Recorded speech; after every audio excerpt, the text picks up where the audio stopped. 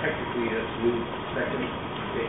All in favor of those technical amendments on SWIA and EMO? Thanks. Judy? Thank you. It was SWIA that I did want to bring up, but I also think the educational aspect of it from UWO and Fanshawe should definitely be involved in helping us with this. I think we do, and school board and LEDC. I mean, this is an economic issue. The other part that is of concern to me, I'm wondering about the safety of people during emergency operations. How many people would be relying on this for prediction of weather and things like that, particularly the French? And I would not want to exclude anyone the opportunity to be able to know what the hell is going on in the country when something... I'm just really appalled at this. It's just totally alarming, and that matters so good. And Mr. Winter, thank you so much for this is a very, very serious issue. It just makes no sense at all. We're going to move to Buffalo and Detroit. I mean, it's ridiculous. So, thank you very much. And if you could fill in all the other gaps. Mr. Mayor? Thank you. Now you know it's serious when the fact you have Councilor Bright using the word cowl and so on and so forth. I think she's absolutely right to be absolutely incensed by this, because Mr. Winter and Matt and others who have emails and so on, there's a bigger issue, and that is the principle. Because some have already spoken about French-speaking components, French-speaking components in our communities, and also the multicultural. In fact, some of those channels that won't be available, in fact, speak to those very, very groups. And if we believe in inclusiveness, we believe in diversity, then obviously that's not going to conjure very well. The other thing, too, which I think is equally important, there is a question of affordability, right?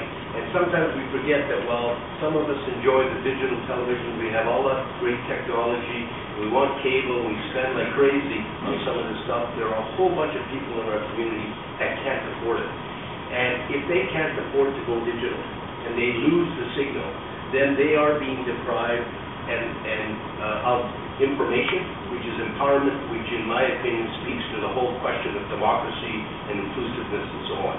So, listen, the federal government, I know, because CBC is supported by the country, sea to sea to sea. They get $1 billion from the Canadian taxpayer, $1 billion. And over the course of the past number of years, I think we've had an erosion of CBC coverage, not only in radio, but in television in our southwestern Ontario stuff. And I can remember when, in fact, CBC was going to be deprived in some of our border communities, that there was a hue and cry, and people had come to Ottawa and were outside, and they were protesting that their national carrier, this is a public broadcasting company, it's not a private, it's a public broadcasting company that has a mandate, and Matt just talked about what that mandate is all about. So it's a principle, it's the right thing to do, because we are going to deprive people of information or access to some of those programming because they are unfortunately unable to afford it, and therefore we need to stand on those things. So I want to be supportive. I think we ought to do everything we possibly can through AMO, SWIA, FCM, and I think we need to impress upon our government members, as well as our other federal members, as well as others, that this is something worth fighting for, because it talks about equity and equality, very much so. And also, I can tell you that I think if we have, as Londoners have demonstrated before, whenever they wanted to take away their community television, I mean, people and consumers were prepared to come to the table, sign petitions, and so on. So it's going to take a real effort. And thank you, Mr. Winter, for starting that, and other people. With the technology that exists today through social media, we really can create a wave that I think will resonate with people across the country, as well as in southwestern Ontario, where we're going to be deprived of the service. And it would seem to me, though, I would only add one thing, is that I think we've made the case today, and I think that there was an unintended consequence of what the CRTC did. And that is, I don't think they truly understood and knew the consequences of their action. So I would immediately, and part of this should be for us, on behalf of the citizens of London, to at least write to CRTC and ask our grant to look at appealing a decision or formally making an appeal to the CRTC.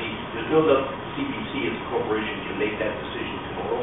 Surely they're not going to deprive 30,000 Londoners and other people just because of $1,200,000. I mean, come on, they get a heck of a lot more than that from our taxes in southwestern Ontario by virtue of that. But can I just add, because I think that there may be an opportunity of a CRTC appeal on the basis, or even a human rights appeal. I'm sorry, but I think Judy's absolutely right.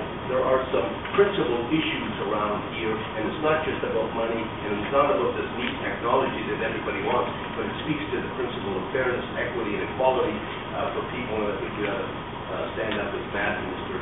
Winter and all this committee is prepared to do so. I think that's enough. I think it needs to be a standalone with respect to the CRTC, so the staff would write a letter of appeal to the CRTC. I'm not sure Mr. Hocktoff was all involved in appealing to the CRTC. I know it's not an easy matter, but I'll work quickly to determine whether there is any opportunity for that, so we'll report back. We'll report back. Okay. We'll evaluate the possibility of that.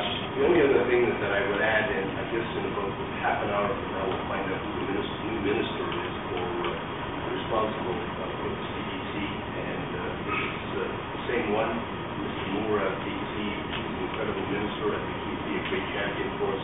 We'll figure out.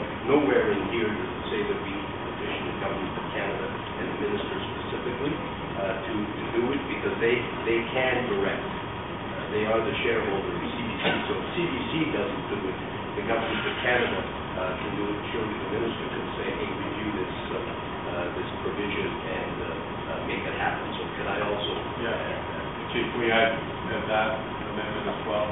And perhaps we could get a status update, say by the middle of July, whenever our finance and civic administration committee just sort of work is set. Sure, we'll report back in July.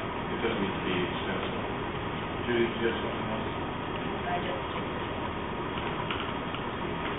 The fine presentation that Mr. Winter has put forward, I think is an excellent one that, coupled with our report, if that could be included, because I think it speaks volumes when you look at that map and some of the points that you made in that. We'll put the map on the cover. Thank you.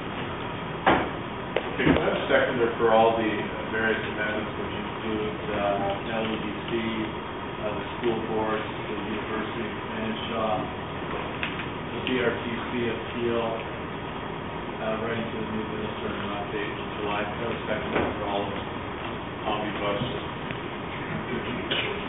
Okay, I'll call the question. Sorry, Carol, Just a quick question. I believe that the mayor is going to SDM and I'm going to SDM and there might be others. And there's a clause there that says we should be requested to advocate in this matter. So on that basis, I just wonder if I could get a copy of this report, because I think that when we stand up there to speak on this matter of SDM, we want as much ammunition as we can. I know that Mr. Hopper will be going for a year furnish us with Mr. Winter, could you provide the clerk with a copy of that? Maybe you could even give her a soft copy if you don't mind. Okay, terrific. Thank you. Thank you very much. All right, I'll call the question. All in favor?